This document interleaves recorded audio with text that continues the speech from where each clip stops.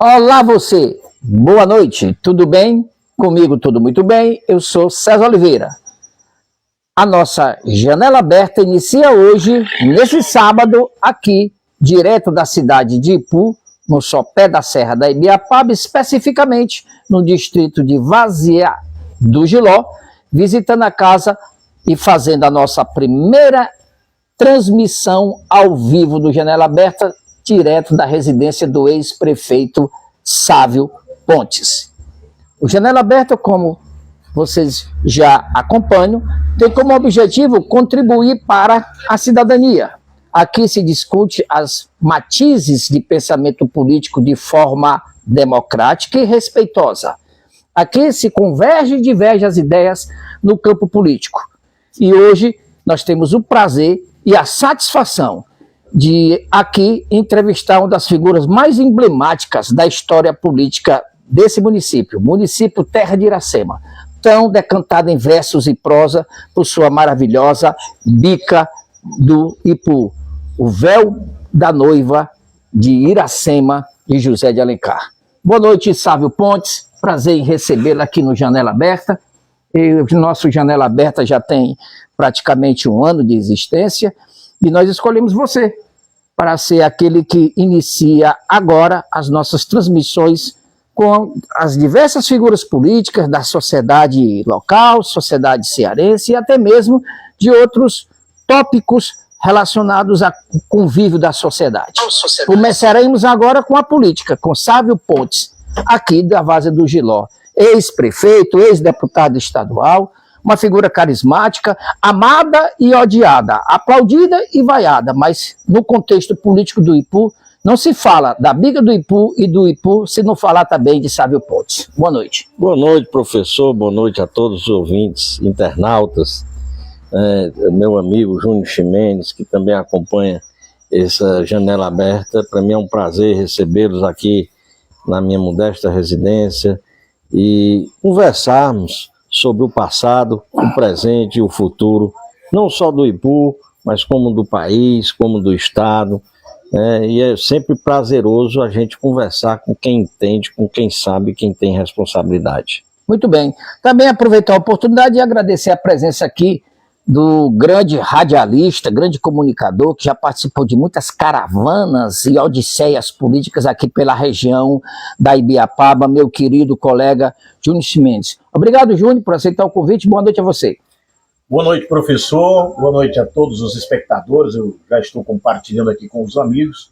É uma entrevista muito importante. O Sávio é uma das figuras conhecidíssimas do estado do Ceará, que tem uma relevante folha de serviço prestado em todo o estado do Ceará. E eu creio que essa entrevista, com o conteúdo do Sávio, nosso eterno deputado, ex-prefeito de Ipu, liderança política incontestável, e com o seu conteúdo realmente riquíssimo, nós vamos ter uma entrevista das mais promissoras, das mais gostosas de se assistir e de buscar o conhecimento político, na área política estadual, municipal e quem sabe até nacional, né? Porque aqui vai se desenrolando a conversa.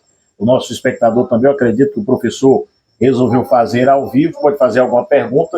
Eu vou ficar aqui mais acompanhando aqui, caso surja alguma pergunta, eu posso direcionar a ele, para que ele possa, ou ao Sávio, para que a gente possa conduzir a entrevista. E vou compartilhando também, porque o compartilhamento vai fazer com que nós tenhamos nos grupos radialistas do Ceará, jornalistas, muito bem, grupos, os nossos colegas assistindo e tirando suas conclusões, e ajudando o professor radialista, né, que é profundo conhecedor da ciência política, fazer aqui esse trabalho. Então, surgindo a necessidade de pergunta, eu peço uma parte, como falam os vereadores, para que eu possa, eu creio muito e acredito muito, me sinto honrado em ter sido convidado por um dos melhores radialistas do estado do Ceará.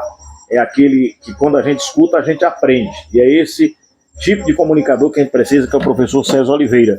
E está aqui ao lado do meu amigo Sávio Pontes, não é a primeira vez, já estive aqui várias vezes, inclusive temos boas recordações aqui, e é muito bom a gente estar de volta aqui ao lado de uma liderança que nós respeitamos, que temos muita história, desde o tempo do Milton Pereira, do qual também nós estivemos lado a lado com ele. Então, pode conduzir a entrevista, que a nossa cinegrafista vai estar conduzindo aqui. Isa. A dona Isa, professora, e eu vou estar aqui só compartilhando para a gente fortalecer. E as pessoas compartilhem e façam suas perguntas aí que eu vejo aqui ao vivo. Ok, professor? Obrigado. Muito bem. Então, política está na veia de Sávio Pontes, do povo ipuense. E a todos os internautas, muito obrigado pela audiência. A partir de agora, pedindo desculpas ao atraso, mas foi em decorrência de alguns problemas técnicos que nós tivemos que resolver antes do início, mas vamos ao que interessa. Nós vamos dividir essa nossa conversa, contrariando o que o Ximene disse que era entrevista, porque conversar com você é um bate-papo. É aquele bate-papo do interior com a lua na calçada, sentado e os outros ouvindo. Então vamos lá. Sabe, eu vou começar pelo cenário nacional. Como é que você enxerga hoje, depois do processo eleitoral de 2018 e de 2022, esse cenário tão polarizado e que parece que não quer se desgrudar do cenário nacional? Nós não temos uma outra, enxergo assim, ao meu modo, não temos uma outra alternativa que não seja ou se fala bem ou mal de Lula ou se fala bem ou mal de Bolsonaro. Como você vislumbra como membro do PSD, sabendo que o seu líder maior, o Gilberto Kassab, sempre navegou por todos os caminhos, mas buscando sempre uma alternativa que não fosse o que já está implantado aí de forma cansativa e desgastante dessa polarização? Olha, César, eu sempre digo o seguinte: nenhum radicalismo ele é benéfico à sociedade nenhuma, em qualquer que seja o cenário, em qualquer que seja o contexto. Por quê? Porque quando você radicaliza numa posição, você acaba trazendo malefícios que vêm em detrimento da sociedade. Então, isso prejudica a democracia, isso prejudica ao contexto político, e eu acho que o Brasil está começando a enxergar isso. Qual é a principal sinalização? É que você tem partidos que eles chamam centrão, onde hoje tem a maior fortaleza para decidir a eleição. Então, quem decide a eleição do Brasil, hoje, na minha visão, nem é a direita, nem é a esquerda, é o centro. Porque para onde o centro navegar, vai ganhar a eleição. Então, dentro desse contexto, eu acho que a gente pode começar a sonhar com essa despolarização, né? Logicamente que é uma despolarização gradativa. Isso em algumas, até na medicina, usa o desmame. Você toma um remédio e depois vai fazendo o desmame. Isso. Eu acho que o Brasil está começando a fazer esse desmame dessa polarização. E você vê nomes que estão se destacando. No PSD tem um Ratinho Júnior, que já se governador do Paraná. Governador do Paraná, filho daquele jornalista Ratinho. Apresentador de programa de TV, né? Isso. Então, dentro do PSD você vê esse cenário. Aí eu vou para o PR, você tem um Tarcísio de Freitas. Embora seja um filho da direita, embora seja uma pessoa que venha a estruturando do centro-direita, mas tem se mostrado uma pessoa um pouco também de centro. Então, hoje, os partidos de centro estão mais empolgados com a candidatura do Tarcísio do que a própria direita. Perfeito, então, correto. Isso traz muita força para uma possibilidade. Embora o Tarcísio tenha dito que o projeto dele é a reeleição de governador de São Paulo, e ele está certo, porque já tem uma coisa consolidada, mas isso não impede que lá na frente ele mude de pensamento, ele mude de ideia. Então eu acho que o Ratinho Júnior é um nome. Depois do Ratinho Júnior você tem o próprio Tarcísio de Freitas e outros nomes como o Ronaldo Caiado, né, que é também à direita, mas um pouco navegando no centro. Então isso mostra que o país está começando a sonhar com esse desmame dessa polarização. O mais importante, no contexto como um todo, que eu gosto sempre de frisar, é respeito à democracia. Muito bem. Eu faço árduas críticas ao que foi feito com Lula lá atrás e ao que está sendo feito com Bolsonaro atualmente. Então, a gente precisa entender que perdeu a eleição, passou a eleição, perdeu. Você falava há pouco para mim sobre o comportamento político da nossa vizinha Guaraciaba do Norte. É diferente do Ipu. Quem perde fica perseguindo fortemente quem ganha, não respeitando, né, efetivamente a decisão final dos eleitores. Então a prefeita Milena, por exemplo, ela tem sido perseguida toda hora, é ação, é não sei o quê, é aquela coisa. Mas por quê?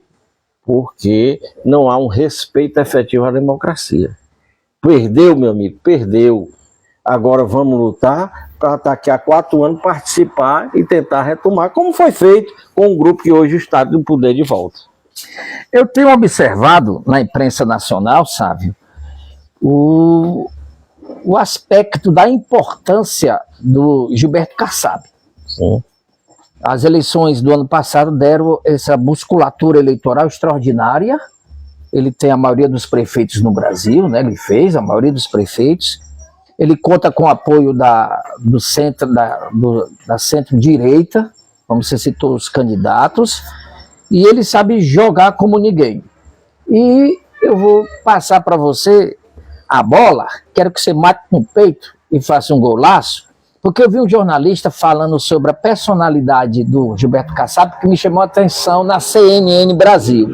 Ele disse que no Brasil, Gilberto Kassab é o único político que, se o mundo estiver se acabando, os outros políticos perguntam: Gilberto, por onde te sai dessa aqui?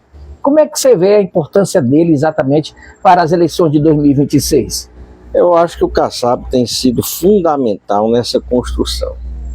Ele já almoçou com o presidente Lula, já disse a posição do PSD abertamente. E tem 3 ministros lá, né? Ele já disse qual é o comportamento do PSD. Aquilo que for de bom para o Brasil, nós estaremos apoiando, independente da posição política. E o PSD tem sido o partido que tem dado mais resultado à efetivação do processo no Congresso Nacional. Quer dizer, quando o PSD apoia, os votos saem do PSD, não tem divergência, então ele consegue construir essa unanimidade dentro do partido. E o Kassab, mais do que isso, tem construído, ao longo desse tempo, todas as lideranças que têm vindo com efetividade.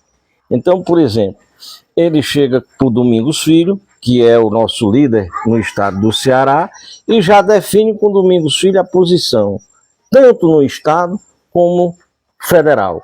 O partido, se tiver candidato o Ratinho Júnior, o PSD do estado do Ceará vai apoiar Ratinho Júnior.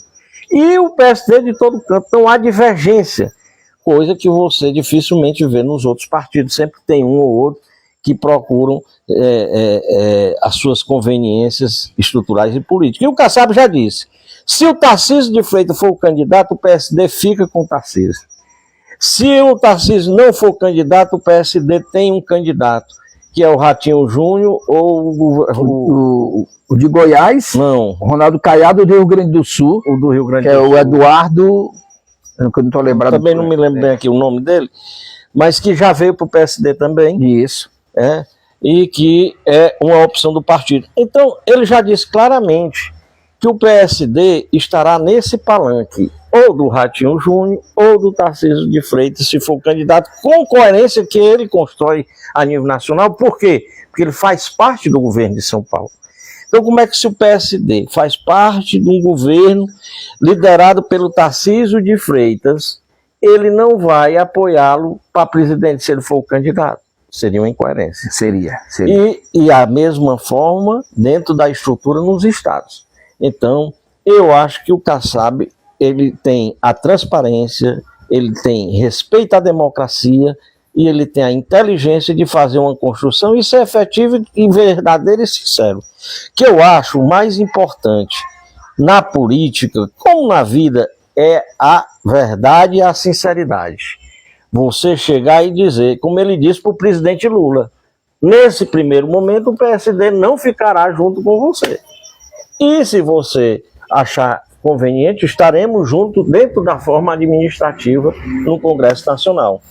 E faz isso com maestria, faz isso com competência. Eu queria perguntar aqui ao nosso querido deputado Sávio Pontes, prefeito, desses nomes aí dos quadros aí, que você citou, vários nomes importantes, qual deles você acha que realmente é o melhor para o Brasil? Todos os quadros, na minha visão, efetivamente são grandes quadros. Você tem um Ratinho Júnior que fez um grande governo no Paraná. Você tem o Tarcísio de Freitas, que está fazendo um bom governo em São Paulo. Então, eu acho que são grandes opções para o Brasil. E eu acho. O partido está bem servido. Eu acho que a linha que o PSD for seguir vai ser uma boa linha para o povo brasileiro. Inclusive, o PSD tem penetração no Nordeste, que é a governadora do estado de Pernambuco, que é um estado muito importante na política nacional, não é? E é um estado histórico com figuras importantíssimas, não é? A nível de cenário político, que também o Gilberto Kassab, meu caro Júnior Ximenes, ele sabe costurar de uma maneira tão clara que todo colegiado de partidários do PSD, eu tenho observado isso. Domingos Filho é o presidente estadual do PSD, mas ele segue a mesma cartilha do Nacional. Agora, em setembro, vocês tiveram uma reunião, não foi?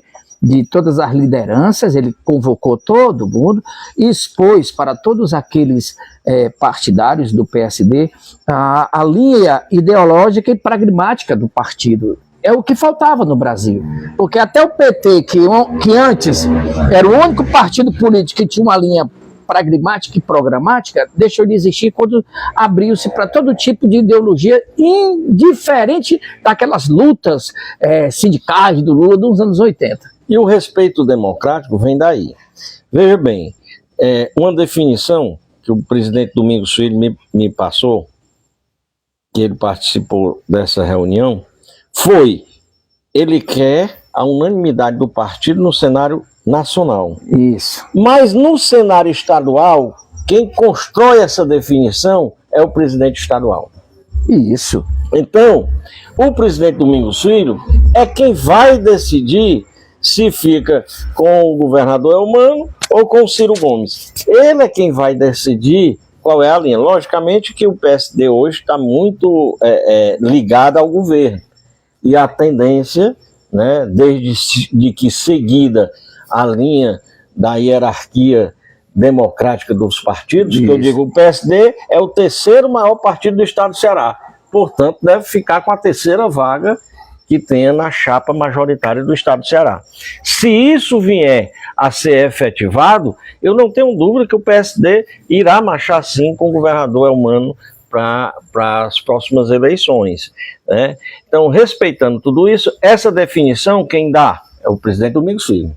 O Kassab não interfere no Estado. Ele só quer a unanimidade no cenário nacional. Então isso é respeito. É o que a gente chama de liderança que distribui autonomia. Isso, não é verdade? Perfeitamente. Meu caro Sávio Pontes, amigos do Janela Aberta, aqui na nossa primeira edição em uma live, com a presença do ex-deputado estadual, ex-prefeito Sávio Pontes e do ilustre comunicador de um currículo extraordinário na comunicação do estado do Ceará, Júnior Ximenes. E você, meu querido internauta, mandem perguntas que a gente vai aqui. Sávio Pontes não faz aqui triagem, não. O que vier, ele responde. Eu conheço o Sávio Pontes com essa... Ele não escolhe o que deve responder, o que deve ser perguntado. Mas... A Rosa Salles aqui está dizendo aqui, diga lá. Pontes, Rosa Salles, que está assistindo, está dizendo... Um abraço para ela. Sávio Pontes mora no meu coração. Muito obrigado pelo carinho. Muito bem. E, Sávio, ainda no cenário nacional, que lambança foi aquela da extrema-direita com aquela blindagem e que acabou abafando a pretensão de uma anistia ampla, geral e restrita? Eu acho que foi aquilo? Que lambança foi aquela? Eu acho que ali não foi da direita. Ali foram alguns deputados oportunistas que estão com problemas pré-judiciais para negociar com a direita, que está querendo a anistia, um processo. Vocês blindam a gente e a gente ajuda a passar a anistia de vocês. E aí, nessa contextualização, né, fizeram aquela besteira. Eu sempre digo o seguinte, a gente precisa ter responsabilidade. Quando você se propõe a ser um líder, você é representante de uma sociedade, quer seja ela brasileira, sociedade cearense, sociedade ipuense. Então você tem que ter algumas responsabilidades.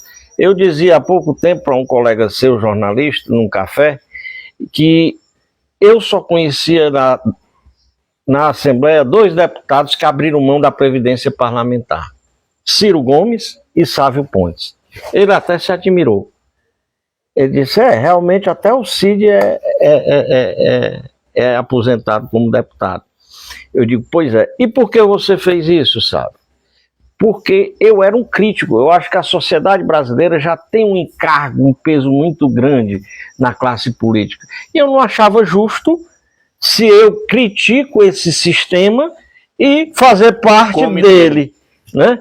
Então, e por conta disso, eu digo, não, eu não tenho a política como forma de viver. Eu tenho a política como forma de ter a oportunidade de ajudar as pessoas.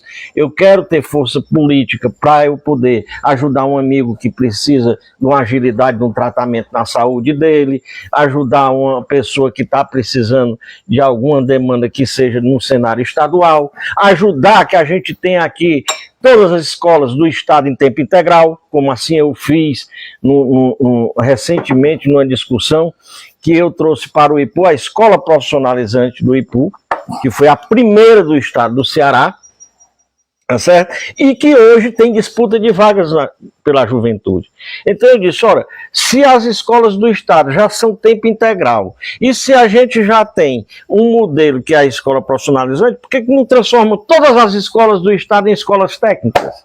E essa discussão está à tona, né? Então é para esta finalidade que eu me proponho a estar representando uma sociedade. Então, se é com esta finalidade, eu não tenho que estar cobrando da sociedade um encargo de forma que eu não acho justa e correta, né? Então, se eu sou um crítico, se eu não acho justa e correta, eu não vou participar dela. Eu não vou participar, porque tira toda a minha coerência, né, ideológica, partidária, fundamental para a construção da verdadeira democracia. Então, por conta de todo esse contexto, eu tomei essa decisão e assim me efetivei. Mas eu acho, e digo isso com muita clareza, essa responsabilidade o Congresso não teve quando foi votar a questão da lei da blindagem, como chama, né? Agora, eu acho que o Senado corrigiu, tirou, e foi uma grande vitória da sociedade brasileira. Eu acho que isso foi importante. Importantíssimo. Porque eu sempre digo que a maior força política quem tem é o povo através do voto. Perfeito. Não tem força política, não é o deputado, o governador, o senador, o presidente. Quem tem força política é o povo. Porque é o povo quem vai nas urnas e quem vota. E lá dentro da urna, eu sei que tem a corrupção, tem a compra de voto, tem tudo isso. Mas o povo hoje tem esse mecanismo, que são as redes sociais, e estão se conscientizando, que lá dentro da urna, ele vota em quem quiser. Mesmo que ele tenha vendido o voto para candidato A, candidato B, candidato C. Então, isso tem cada vez efetivo, e nós vivenciamos isso no dia a dia. Aqui no IPU, por exemplo, os candidatos que perderam, que foram derrotados, gastaram dinheiro. Se não tivesse gastado o dinheiro que gastaram, ia ter uma derrota muito maior. Então, isso mostra o quê? Que o povo tem a sua consciência política melhorada, né, e efetivada. Manda os alunos aqui, professor. Mande lá. Tem pergunta, Isa, por aí? Aqui eu estou acompanhando aqui o Marcos Aurélio, radialista, está mandando um abraço para os entrevistadores. Marco Aurélio, um grande abraço. Gilson Martins assistindo, o Antônio Farias Paiva, grande Sávio, tem o meu respeito e admiração.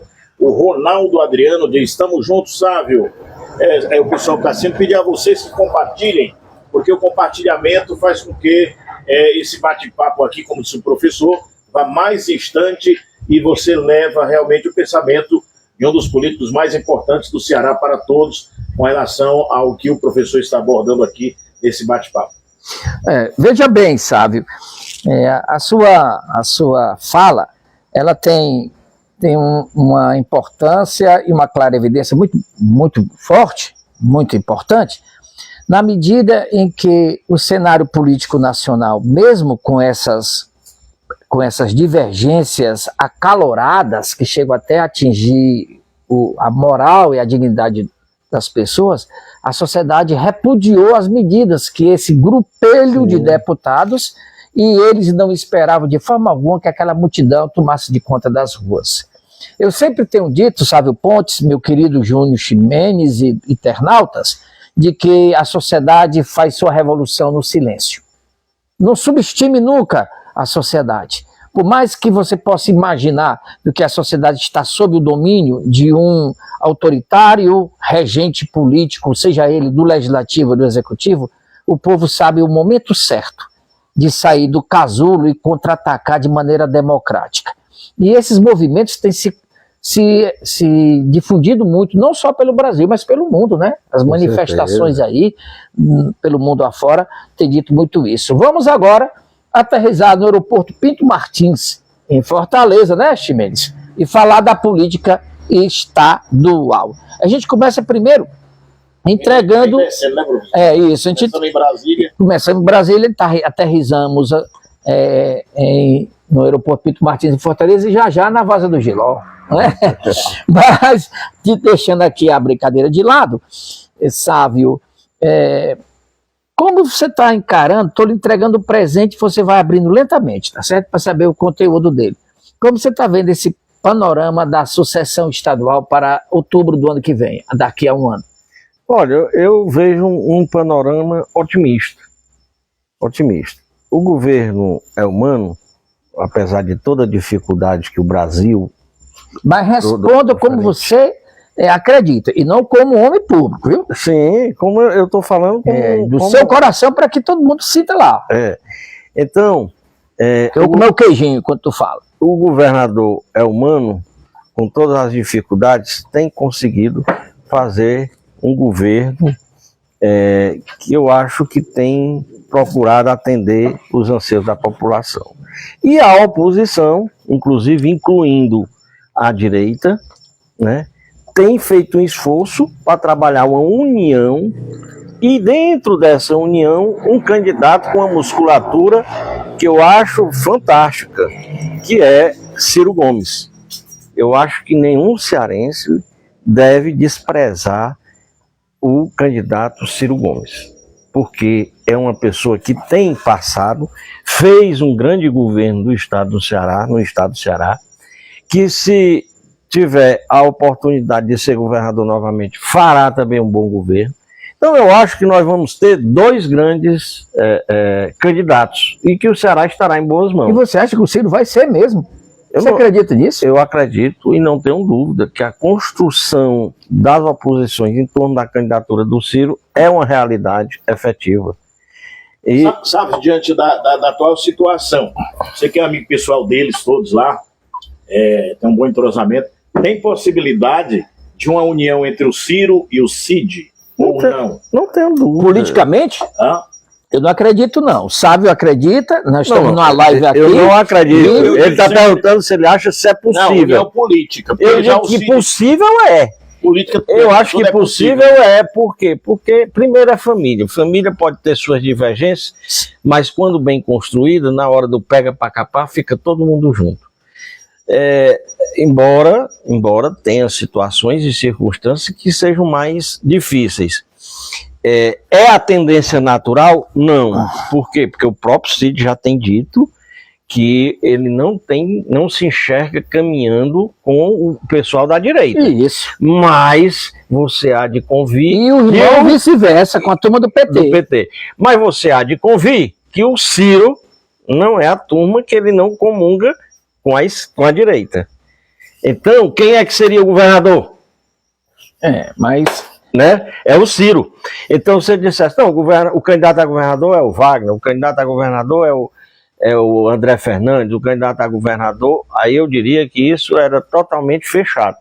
Mas, embora que apoiado pela direita, o candidato é o Ciro, irmão dele. a Lia e o Ivo já têm demonstrado carinho e força à candidatura do Ciro. Então, dentro da família, o que é que você entende? Mas o Cid disse que caminha independente, com respeito ao irmão. O Cid já disse em entrevista. Sim, ele disse, mas entenda, nada que não possa amanhã, dentro de uma construção, como isso foi visto na Sereia de Ouro. O Tasso chamou os mas dois ali é diferente, e sabe? abraçou os dois e quis construir. Eu vi ali esse filme. É uma coisa solene, sabe? Eu vi esse filme, professor, na eleição do Lúcio Alcântara contra ele, Cid. O Tasso, o Ciro eram cúmplices de uma candidatura do PSDB. Inclusive chegaram a propor o Lúcio que tirasse a candidatura da reeleição e passasse para outro quadro. Porque naquele tempo eles não concordavam com algumas ações, principalmente do Léo, que era o filho do Lúcio. Isso é história, isso é fato. E que culminaram o próprio Tasso, presidente do PSDB, com o Lúcio candidato. Ele não apoiou diretamente a candidatura do Cid, mas acabou também ajudando muito aquela eleição. Então eu acho que, e olha que o governador Lúcio Alcântara na época tinha 70% de aprovação de governo. Ele tinha uma aprovação de governo boa, no entanto uma aprovação eleitoral baixa, que o levou à derrota para o Cid Gomes. Eu estou dizendo que a história vá se repetir, não estou afirmando, até porque eu não sou profeta do futuro, mas estou dizendo que este filme eu já assisti. Então, dizer que é impossível que o Cid venha apoiar o Ciro, eu digo que não. Não, na política não é impossível nada. Que hoje no cenário está difícil, tá, mas ao contratempo você vê ações efetivas que mostram insegurança. Por exemplo, essa adesão dos prefeitos ao PSB, puxando. Isso. Hoje o PSB é o maior partido do estado do Ceará. Sem dúvida. Então, isso mostra que há uma sinalização do PSB em fortalecer ele. Isso. Qual é o normal e natural de toda política? É quem está no governo fortalecer o seu partido. Sim. Se eu sou governador do PT, eu tenho que trabalhar para fortalecer o PT. Se eu sou governador do PSD, eu vou trabalhar para fortalecer o PSD. Então, se eu estou trabalhando numa linha para fortalecer o PSB no cenário, essa linha aí mostra que o PSB está querendo uma posição mais independente, mais afastada de um comprometimento maior. Vamos aqui. Professor, mandar um abraço aqui para o grande Kleber Teixeira. Kleber Teixeira? O professor está assistindo aqui, mandando um abraço para você, dizendo aqui: registro aqui o meu apreço ao ilustre poense Sávio Pontes, um político sempre ativo, o que é uma grande virtude daqueles que não ficam sumidos, aliás, não ficam sumindo. Um abraço ao amigo César e ao Júnior Ximenes. Abraçar o grande Kleber. Um abraço, Kleber. O Ricardo Freitas também está assistindo. O Ricardo Freitas foi candidato a deputado federal, ou foi a estadual, não estou lembrado bem, pela direita, né? Empresário. Boa noite, Júnior Ximenes. O que ganha o PL, André Fernandes, nesse apoio à candidatura de Ciro Gomes à abolição? Ciro cumprirá o acordo após a sua eleição?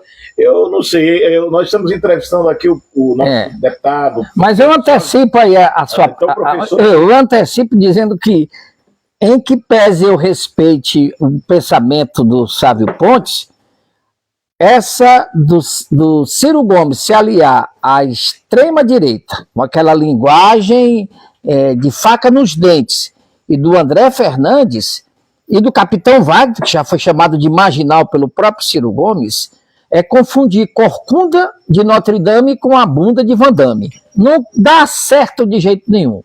Sávio Pontes faz as colocações dele aí dentro do mapa político, porque ele é um político sem mandato, mas em exercício militante. É diferente a opinião dele dos comunicadores da sociedade. Ciro Gomes, ao meu ver, meu caro Sávio, vamos aqui movimentar as pedras do tabuleiro, Ximenes. da política. Mas se você me permitir... Permito? Eu queria responder a pergunta que o internauta mandou. Mas que é isso? Você aqui é a estrela. Eu acho que o grande objetivo hoje, o André Fernandes não tem idade para concorrer, portanto, ele está limitado pela lei e não pode concorrer a governador. Certo. Então, ele precisa fortalecer o partido dele para o Senado. O maior compromisso deles eles apoiam o Ciro para governador e em troca o Ciro apoia o pai dele para o Senado. Eu não sei bem como é o nome do pai dele, nem me lembro, mas isso... Acho que é Alcides, né, Fernando? Alcides Fernandes, para o Senado. Então, eu vejo que por isso que essa parceria está sendo possível, porque todos os dois já disseram, tanto o Ciro já disse que o candidato a senador dele é o Alcides Fernandes, como o Alcides Fernandes já disse que o candidato dele é o Ciro. E o Valdemar, que é o presidente nacional do PL, deu uma entrevista e disse: o Ciro é o único capaz de derrotar o PT. Por isso nós estamos com ele. Eu tenho 3 processos contra o Ciro, já liguei para o meu advogado e mandei tirar. Porque o Ciro é assim, fala até da sombra dele, mas é um fenômeno. Então, assim, por isso que eu coloco que essa possibilidade dele se unir à direita em detrimento de um processo contra a esquerda, ao PT, dentro do cenário estadual, ela é perfeitamente compreensível pela que as próprias lideranças estaduais, nacionais, já disseram. Isso aqui não é o Sávio Ponte está dizendo, não. Quem disse foi o Valdemar e quem disse foi o próprio Alcides e o próprio André Fernandes. Então, assim, eu acho que todos ganham nessa parceria. Eu estou falando aqui democraticamente. Eu já disse aqui que a tendência do PSD é estar aqui com o governo, é apoiar a candidatura do PT. Mas estou sendo honesto com a minha opinião do que eu acho. Não é por eu pertencer a um grupo que vai enfrentar uma eleição que eu vá menosprezar e tirar o mérito dos demais candidatos. Claro. Pelo contrário, a gente tem que ter muito respeito e muita força de convencimento para que a gente chegue a ganhar a eleição aonde a gente estiver participando. Que eu coloco sempre isso, ainda é muito distante do cenário eleitoral. Nós ainda estamos em 2025 e esse cenário só será definido em 2025. A partir de abril, quando tem a janela partidária, a gente vai saber como é que fica o ordenamento. Você tem alguma pergunta? Professor, não, eu queria só acrescentar o que eu estou vendo hoje no Ceará. Quem era opositor está sendo aliado. Quem era aliado está sendo opositor. Eu me lembrei do Ulisses Guimarães, que dizia assim: em política ninguém deve estar tão longe que não possa se aproximar e nem tão perto que não possa se afastar. Porém, o Ciro Gomes, o irmão dele falou, deixou bem claro, o Cid, que ele contribuiria muito com o Brasil se ele saísse nesse momento a presidência da República. Porque é da conveniência dele. Ele não teria nenhum... dor de cabeça. Não teria dor de cabeça. É por isso. O Sávio deixou aqui uma coisa de forma sublinhar, que eu quero que ele me diga o que é que ele quis dizer. Ele falou do fortalecimento do PSB, com a adesão agora dessas prefeituras aí da região metropolitana aí do lado leste, né? O grupo do Acilon, que era do PL. Que era do PL, exatamente. Isso fortalece a força que tem o Cid Gomes. Sim. E o Cid Gomes vai botar a carta na mesa na hora dos acordos com Chaves para 2026. Sim. Porque se ele for contrariado, ele já tem esse apoio aí que pode... E esse contrariado que você fala seria não ter o apoio que ele está querendo? Não, mas eu estou perguntando ao Sábio.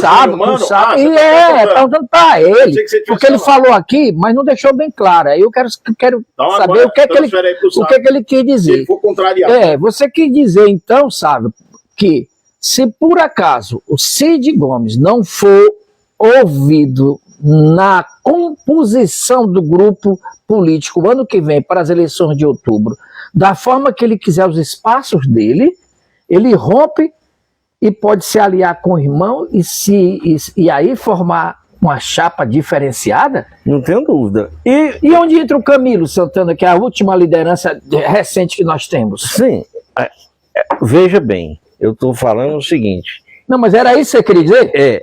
Eu estou me preparando para ir para uma disputa. Eu vou entrar num campeonato e começo a contratar jogadores 5 estrelas. 5 estrelas. Eu quero ir para ser campeão. Você montou o time para ser campeão. Mas eu puxo sempre a história, sabe, professor? Eu puxo sempre a história. Você se lembra, e às vezes a gente tem a memória curta, mas eu procuro sempre estar estudando as visões e as ações políticas. Todos aqui vão se lembrar do que aconteceu na sucessão da Assembleia Legislativa, onde o Camilo e o Elmano lançaram o Fernando Santana candidato e ficou batido, anunciado no plenário. Foi. Eu me lembro. O Cid bateu a mão na mesa e disse: eu não aceito. Eu não aceito. Correram, fizeram uma composição e o candidato saiu, Romeu Guedes, do PSB. Então, esse modus operandi está bem claro. O PSB vai fazer a mesma coisa no cenário agora. Muito ele bem, fez a Assembleia. Bem. Mas o não Disse atender... Eu estou mostrando o que aconteceu. Eu não estou dizendo aqui que vai se repetir, né? Eu estou dizendo que já teve uma linha na sucessão da Assembleia. E essa linha vai vir agora no próximo ano, eu não tenho dúvida. Como ela vai ser o desfecho, isso a gente só vai saber na hora. É igual a novela, né? Você só sabe no último capítulo. Mas tá todo mundo armando e se preparando. Quem matou o Det Hot? Nesse caso aí, não atender o interesse, como o próprio professor deixou claro, do Cid Gomes, seria não apoiar o Mano Júnior, o Júnior Mano, ao Senado? Esse é a grande questão. O Júnior Mano estaria muito mais tranquilo se a PEC da blindagem tivesse passado. Qual vai ser? Então tu quer dizer que ele é réu confesso mesmo? Não é réu confesso, eu estou dizendo que existe um processo, todo mundo sabe, isso aqui não sou eu que estou dizendo, isso é público, né? Existe um processo. Existe um processo, ele responde o processo. Ele responde. Utilização de verba parlamentar de maneira desvirtuada. E que isso vai ser julgado efetivamente pelo ministro Gilmar Mendes. Eita. Que já vem mostrando uma sinalização efetiva do que, inclusive o próprio Cid Gomes, senador, sugeriu que ele saísse do caso por algum interesse que tivesse, que ele relatou na época. Então, assim, o que eu quero dizer com isso, efetivamente? Né? Que tudo isso ainda vai vir para o jogo, para o tabuleiro. Vai. Então ninguém sabe o que vai acontecer. Eu já disse, eu não sou profeta do futuro. Se o Júnior sair do jogo... Sim. Aí, qual é a posição que o PSB vai trazer para a mesa? Ninguém sabe. Ninguém sabe. Ninguém sabe. O professor bem coloca, na política se pode tudo. Inclusive o próprio Cid pode dizer: pois pronto, eu vou ser o candidato a governador. Ele não pode dizer? Pode. O Ricardo Pereira está pedindo para avisar o Sábio que ele está na escuta, o Carlos Henrique Aragão, acho que é o Carlinhos, filho do Dr. Célio, que deve estar aqui, né? Carlinhos Aragão, é o Carlos do Dr. Célio, que está assistindo? Saudoso Dr. Célio, que está passando. Célio Aragão, lá do Ipu? O promotor. Acho que é o filho dele. Era uma figura extraordinária. Eu conversava muito com ele no tempo que eu fui professor no Ipu, em 94, 95. E o Ricardo Pereira, inteligente. Um abraço para o Sábio. Abraço para vocês. Abraço aí para o Ricardo Freitas também, foi candidato a deputado. Vai ser candidato de novo ou não, Ricardo? Sávio, o Ciro Gomes, ele é muito unipessoal. Ele é determinado quando toma uma decisão. Isso aí é claro. Se todo mundo sabe no estado do Ceará. O que ele tem para dizer, ele não olha de lado, ele diz. Sim. Se ele avançar, ele avança, não quer saber se vai só. Se ele recuar, ele não quer saber se ficaram. Ciro tem essa marca na personalidade dele, Júnior Ximenes. Mas 4 lapadas a nível de voto. No estado do Ceará, na última eleição, ele foi o 4º lugar, inclusive em Sobral. Então esse homem perdeu muita musculatura e está desidratado eleitoralmente. Tá virando cururu, né? Tá virando cururu. Você bota pela porta da frente e ele entra pela da cozinha. Mas vamos lá, professor. Meu querido Sávio Pontes, que negócio é esse? Mas não é que você é amigo. Eu gosto de ser justo e honesto nas avaliações. Nós acabamos de falar aqui, há algum tempo atrás, da polarização direita e esquerda. Sim.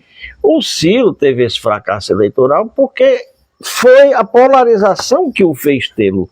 Não é o não preparo, não é a não boa performance dele, mas pelo contrário... O Ciro caberia nessa política ideológica de um partido como o PSD? Com certeza. Cabia não. Gilberto Kassab não queria dizer um homem, não, mas eu digo pela conduta dele pessoal. Ele rompe. Tudo bem, eu estou só lhe dizendo, você perguntou se caberia, não estou dizendo que viria. Pronto, aí tá certo. Caberia é uma coisa, por quê? Porque ele está querendo se demonstrar um candidato independente técnico. Isso. Não de extrema direita, nem de extrema esquerda. Então, por isso o PSD tem essas características. Mas eu acho que alguns outros limitadores não o fariam a vir para o PSD, de forma nenhuma, efetivamente. Mas entendo o seguinte, né? E digo isso com muita propriedade. Ele é um fenômeno, como diz o Valdemar, extremo conhecedor do estado do Ceará. Da política nacional. O Ciro tem 66 anos de idade, é um moço para esse cenário. Se o Ciro fosse governador, não tenho dúvida que faria um grande governo e voltaria lá na frente a ser um grande nome nacional. E aí, meu amigo, vamos lá, se você pegar 66, 8 anos de governo, daria 74. Fernando Henrique foi presidente com quantos anos? Com 74 anos. Então, eu acho que esse projeto do Ciro vir para o governo, ele tem, dentro do subconsciente dele, um pulo maior no futuro. Então, qual é o pulo maior no futuro? Era ser presidente da República, que é o grande sonho. Então, eu acho que ele pode estar dando um passo atrás para ser candidato a governador daqui, se mostrar um candidato técnico, né? Ele tem estudado, por exemplo, as questões da segurança pública, então ele vai vir com propostas efetivas na segurança pública. Ele tem a força da credibilidade de que o que ele prometeu numa candidatura, ele cumpriu quando foi governador, porque ele assim o fez na época. Então, ele é sim um grande candidato, mesmo que eu seja adversário dele, se o for, né?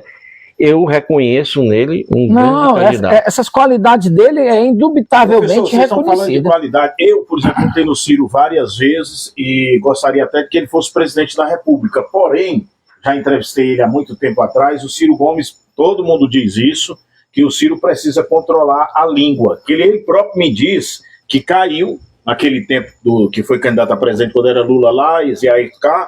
E ele, numa entrevista a mim, disse que caiu por causa do que falava e que ia tentar consertar. Ele até agora não consertou. Eu acho que alguém deveria ter coragem de dar um conselho ao Ciro Gomes para ele realmente controlar. Já foi dado esse conselho. É da característica da personalidade dele. Sim, é como o Valdemar disse. O Valdemar disse isso. O Ciro Gomes é a continuidade do que foi o fenômeno de 41 anos que saiu do palácio... Mas se ele perde... Presta atenção, raciocina comigo. O Ciro Gomes representa aquela figura que surgiu no cenário político nacional com 41 anos de idade, saindo de um dos estados mais pobres do Nordeste, chamado Fernando Collor de Mello. Onde é que o Fernando Collor de Mello está hoje? Está em prisão domiciliar por conta dos atropelos que ele fez administrativamente e da sua língua. A língua levou ele ao fracasso. E o Ciro Gomes, a cada momento que ele fala, ele diz algo que prejudica ele. Eu tenho dito que o Ciro Gomes é inteligente. Não, inteligência é indiscutível. O que está acontecendo no Ceará, com o nome, discutido pela imprensa, sabe, é o romantismo do cearense. O cearense está muito romântico, acreditando que aquela realidade dos coronéis que governava o estado do Ceará, que chegou um jovem empresário do SIC, revolucionou a administração política do Tássio Gereissati, era bonito. Em 1990 eu estava lá trabalhando para a geração Ceará Melhor. Quando o Ciro foi candidato, eu estava lá, fazia parte do comitê do Galeguinho do Zóio Azul. Galeguinho do Zóio Azul. Eu fui em muitos comícios com esse pessoal aí. Mas olha que eu era jovem, mas já observava. O Ceará precisava mudar, mudou. Mas foi aquele instante, a realidade hoje é outra. O Sávio tocou aqui num assunto interessante, internautas, sobre a violência. O Ciro pode ter um programa que o Sávio disse que ele pode desenhar para a segurança. Mas já é crônico, Sávio. Sim.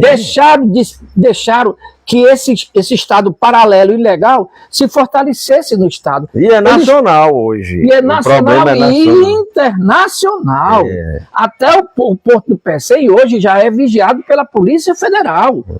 Porque está vendo produtos de drogas entrando no estado do Ceará pelo Porto do Pecém. Sim. Não é? O governador do estado sabe disso. E o mote principal, o ano que vem na campanha política, você sabe qual é? Segurança pública. Eu vejo um cenário ainda, corroborando aqui com o Sávio, muito embolado de como vai ficar essa situação da sucessão. Qualquer pronunciamento que a gente possa fazer é uma mera especulação, como toda a imprensa faz. É preciso dar continuidade, observar, pontuar algumas coisas de momento e esperar o desenrolar para 2026. Agora, essas prefeituras do interior, elas têm uma influência muito grande nas decisões estaduais, não é isso? Mas o campo político no Ceará, se eu estiver errado, você me corrija, está na região metropolitana, onde tem os maiores colégios eleitorais. Sobral e Juazeiro de um lado, e ali a região metropolitana com Maracanaú e Caucaia. Então, para uma eleição para o ano que vem... E Fortaleza. E Fortaleza, a gente dispensa porque é o maior colégio, né? Mas eu digo isso no intuito de dizer que o Camilo, o ano que vem, ele não continua no ministério, não, ele se afasta. Eu acredito. Independente até que o Ciro fosse, que o Ciro aí, para mim, ele não vai. Ele quer a presidência da República. O presidente da República não dá mais, não é? Mas eu acabei de falar que ele pode vir a ser candidato para lá na frente ser candidato a presidente. Às vezes você tem que dar um passo para trás para dar dois para frente. Certo. Então, eu acho que a candidatura do Ciro para governo do estado hoje é parte de um projeto para a presidência amanhã. Eu acho que seria a última tentativa dele de chegar à presidência. Eu vou me submeter a voltar a ser candidato a governador, vou dar mais essa contribuição ao meu estado, para tentar mostrar ao povo brasileiro que eu posso estar certo sendo presidente do Brasil. E vai para a última tentativa. Se der, isso faz parte do jogo da política. Nunca. O Lula perdeu 3 vezes para ser presidente. Então, assim, efetivamente, eu acredito que isso é... E quem deu a vitória do Lula do quarto poder foi o Bolsonaro. E o interessante também da política é que a gente tem político que está apagado quando de repente o cara ressurge. O Lula, eu pensei, o Collor, eu pensei que ele ia morrer naquele tempo, com tudo que ele passou, o cara virou senador e ficou até agora poucos dias. Agora, com relação ao Ciro Gomes, o Sávio está falando aqui, claro que nós aqui que somos cearenses, eu torço muito para que ele um dia chegue a ser presidente da República. Mas você acha, Sávio, você que conhece o Ciro, se tivesse contato com ele pessoalmente, eu pediria a ele, porque agora nessa onda da internet, na onda mundial de computadores, quando é na época da eleição, resgatam tudo que é de vídeo, tudo que tem com aquele político, para usar e bater. O Ciro Gomes tem vários vídeos, tem ele rasgando o cartaz de uma professora, e você sabe que aquilo ali fez... No aeroporto. Ele fez defendendo o Lula, inclusive. Isso. Ele fez aquele... Ele seria capaz de pedir desculpa aos professores? Ele seria capaz de pedir desculpa aos médicos? Ele disse que médico era igual sal. Isso. Em todo lugar. Em todo ele lugar. seria capaz Você tá vendo? Publicamente... A biografia. Mostrar. Você entendeu, professor? Eu não discuto. A inteligência privilegiada. Isso, eu não discuto a inteligência privilegiada do Ciro Gomes. Isso aí são discussões, na minha visão. Por exemplo, eu posso ter tido, quando jovem, alguns erros que hoje, com a minha maturidade, não cometerei mais. O povo usa, né? E ele poderia se desculpar. Mas o povo sabe que isso foi há 20 anos atrás. Então, assim, eu não estou aqui, volto a dizer, não estou nem... Não, estou não. Eu estou procurando ser justo e honesto. Não, só está impetrando o habeas corpus. E mostrando o equilíbrio... Eu penso como ele. E o equilíbrio que nós vamos ter na eleição. Eu acho que a força política partidária, ela vem à tona. Porque a política tem tido grandes mudanças. Eu conversava há pouco tempo com um jornalista que tem se destacado muito hoje no estado do Ceará, e eu dizia isso a ele: a política mudou. Hoje isso aqui, as redes sociais, vai ser o grande instrumento. Antigamente, aquela liderança do interior tinha uma força maior. Hoje não. a força maior está nas redes sociais, Sim, porque quem tem a maior força é a força do povo, é o povo através dos votos.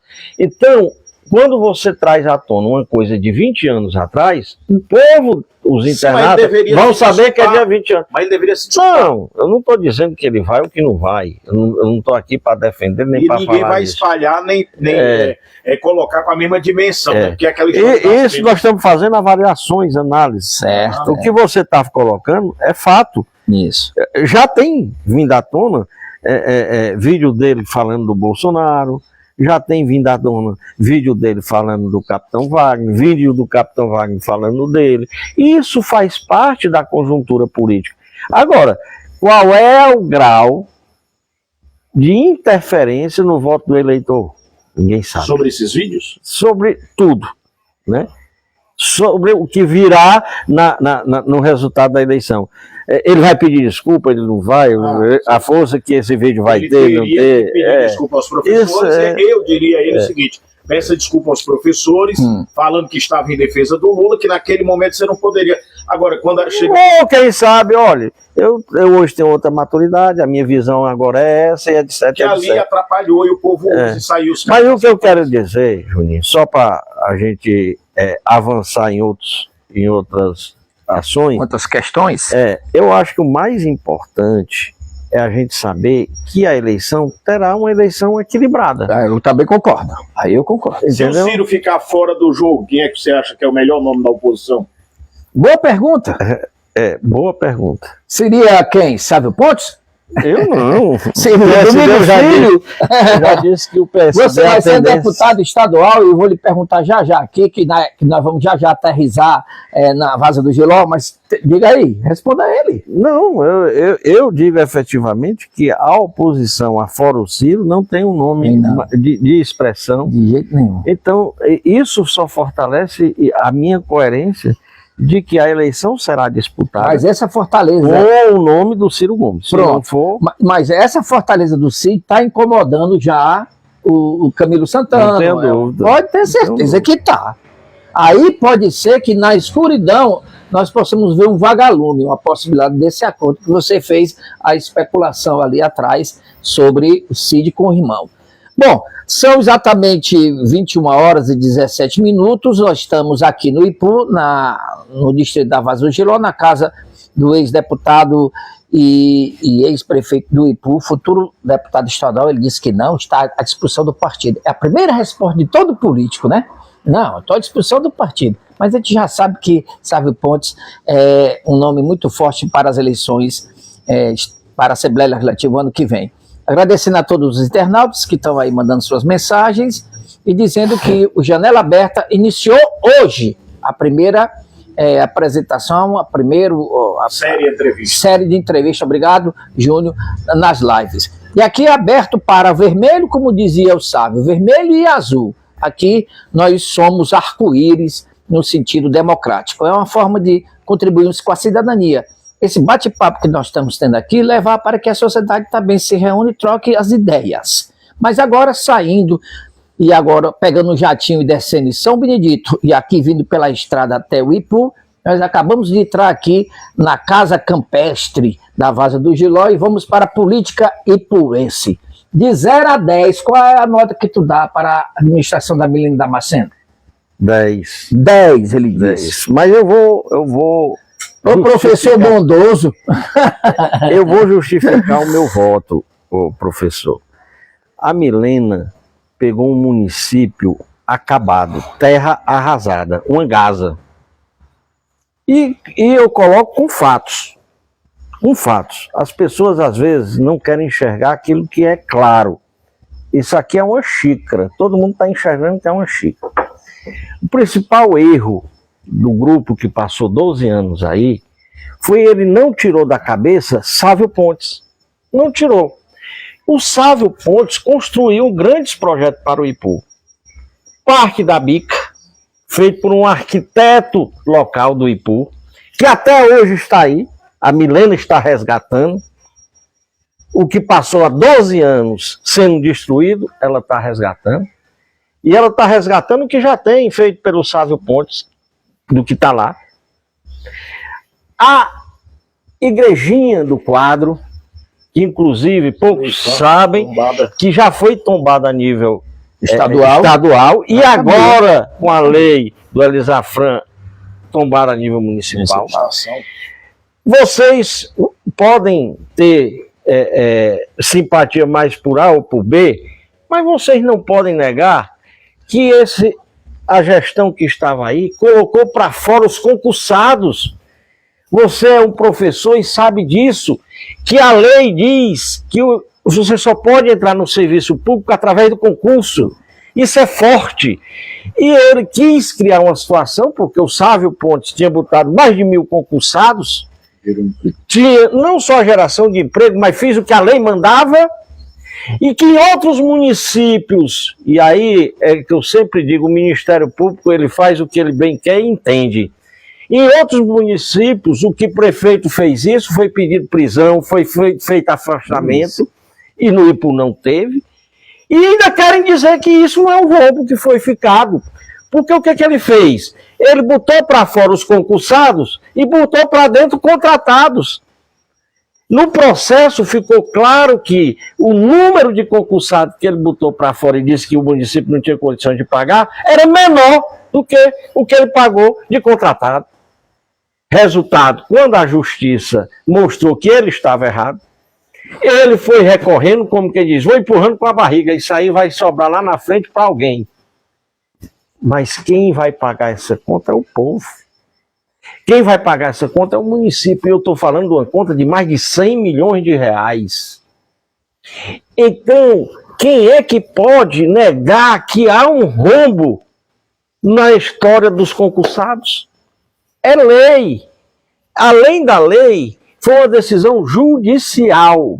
Ele não cumpriu quando o juiz deu, ele não cumpriu quando o Tribunal de Justiça deu, e ele não cumpriu quando o STF deu.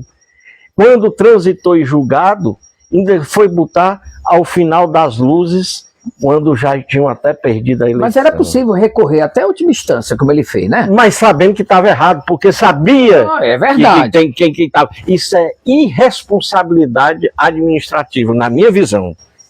Por quê? Porque você sabe que vai perder, você está só protelando. Por quê? Porque é lei. Professor,